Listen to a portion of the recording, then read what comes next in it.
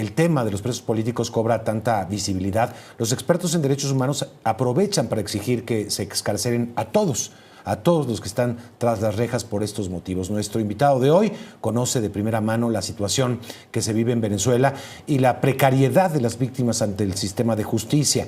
Vamos a hablar con el defensor de derechos humanos, Luis Carlos Díaz. Gracias, Luis Carlos, qué gusto saludarte, bienvenido. Bueno, por lo pronto hay una diferencia de posturas o las cifras no cuadran frente a lo que denuncian las organizaciones no gubernamentales y el gobierno de Venezuela.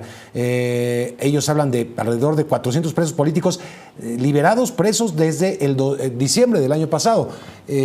Una cifra que no cuadra mucho, Luis Carlos, con ustedes. No cuadra en absoluto y además no es la primera vez que Delcy Rodríguez o Jorge Rodríguez mienten, solo que ahora el mundo lo puede ver y está mucho más expuesto que antes. Ellos han dado cifras que ya en diciembre no fueron comprobadas por las ONGs, porque hablaban, por ejemplo, de 99 liberaciones y se confirmaron nada más 70 y tantas, quedaron más de 20 personas sin confirmar, y esas son las liberaciones del 25 de diciembre. El 1 de enero hubo otro lote, imagínense eso, liberar gente en la madrugada del 1 de enero, ni siquiera antes, para que pasara la celebración con sus familias, y también de ahí quedaron más de 20 personas sin confirmar.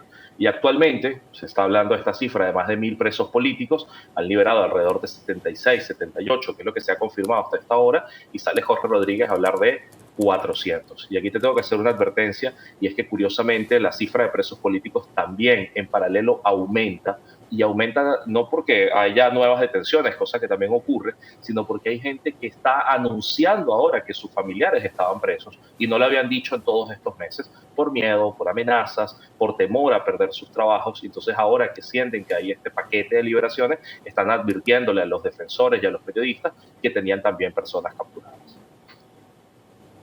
Oye, según las diferentes cifras que se han manejado, porque es difícil saber el número exacto, pero se habla de alrededor de entre 800 a 1,000 personas presas. Esto por medio de organizaciones no gubernamentales, incluso la propia Naciones Unidas.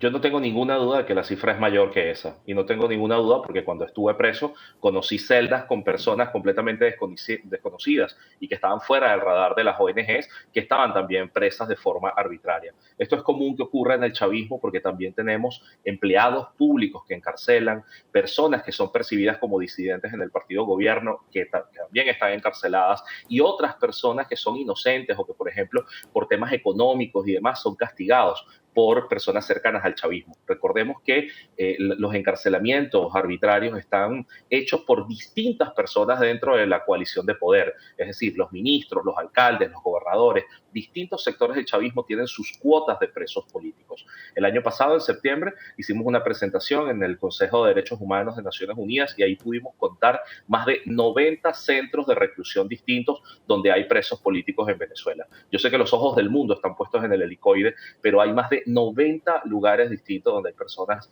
que están encarceladas de forma arbitraria y esperemos que todas sean libres.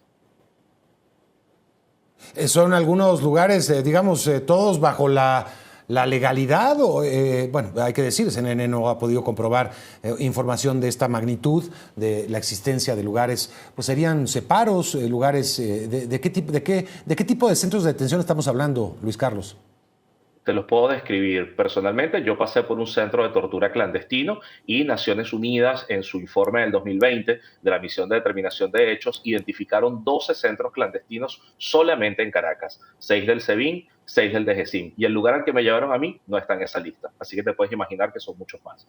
Pero la que presentamos en Naciones Unidas el pasado septiembre son lugares que los familiares sí saben dónde están, y algunos de ellos son comandancias de policías, donde las personas no deberían pasar más de 24 horas, pero algunos llevan meses y años. Otras son guarniciones de la Guardia Nacional Bolivariana, son lugares militares y ahí tienen también algunas personas presas. También tienes cárceles militares como la Ramo Verde y otra que es aún peor, que se llama el Fuerte Guaycaipuro, y que ahí también hay personas presas y en muy malas condiciones. Y tienes también sedes como del 6CPC, que es la policía científica, o algunos cuerpos policiales pequeños y regionales. Así que están dispersos por todo el país. Incluso me conseguí una ciudad de Yaracuy, que es un estado muy pequeño, donde hay 4 presos políticos y los 4 están en lugares distintos. Así que es una locura lo que ha hecho el chavismo con la dispersión de personas encarceladas. Y Y por eso la imposibilidad también de saber con exactitud cuántas personas están en esta condición. Otra característica ha sido la incomunicación de muchas de estas personas. Ayer hablábamos con el hijo de Juan Pablo Guanipa, que nos decía que pues desde el año pasado, mediados del año pasado, no tenía ninguna comunicación con su padre y tampoco pues se sabía de un proceso, pues un debido proceso ni pensarlo, Luis Carlos. Sí, las características comunes es que las personas están en desaparición forzada, es decir, el Estado no les avisa a sus familiares dónde están, eso lo viven centenares de personas, no todos los presos políticos, pero sí centenares, luego son incomunicadas, no les permiten juramentar a sus abogados, y hay unos casos particulares que son los extranjeros a los que se les ha impedido recibir las visitas consulares. Por muchos meses ha habido extranjeros que no les permiten que los cónsules vayan a verlos, cosa que viola el derecho internacional, ya que hay tanta gente preocupada por eso en el mundo, y hay algo más con los extranjeros. Nosotros llegamos a contar personas de 25 nacionalidades distintas que están presas en Venezuela, pero los italianos que fueron liberados ayer y que ya les permitieron declarar en prensa internacional, distinto a los españoles que los han obligado a callarse, estos italianos han dicho, solamente ellos en su cuenta, 94 extranjeros de 35 nacionalidades distintas. Eso a nosotros nos rompe un poco la estadística, nos pone a tratar de confirmar, pero es que así como hay familiares que no dicen nada sobre sus presos políticos, tenemos también misiones, cancillerías, misiones diplomáticas que no hablan de sus rehenes en Venezuela.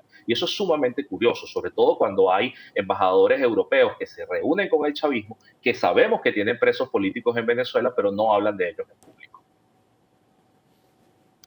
Finalmente, Luis Carlos Díaz, estoy conversando con este también activista. Se ha dado precisamente prioridad a las personas que tienen doble nacionalidad o nacionalidad extranjera. ¿Esto es por la presión internacional, en tu punto de vista, Luis Carlos? No, no se les ha dado prioridad. Solamente hubo esta diferencia con España, ¿No? con Italia, pero por ejemplo Colombia, que es el país que tiene más presos políticos en Venezuela, no ha habido ningún trato preferencial ni liberaciones en estos días. Tampoco se han liberado los argentinos. Hay un checo que está desaparecido desde el 2024 y no responden por él, un irlandés, alemanes, holandeses. No ha habido preferencia con ellos. Tampoco ha habido preferencias, cuidado con esto, con personas enfermas. Las ONGs han relatado alrededor de 100 personas con condiciones muy graves de salud. Hay gente que tiene cáncer terminal, que debería estar en su casa despidiéndose de su familia y les impiden salir por razones humanitarias. Esto es bastante cruel, esto es bastante duro y los hermanos Rodríguez son los responsables de que esto ocurra. Bueno, pues te agradezco mucho, Luis Carlos, por estar con nosotros para platicarnos un poco cuál es la situación en este momento. Bueno, creo que la exigencia de liberación de todos los presos políticos está cobrando más importancia. Gracias, Luis Carlos Díaz.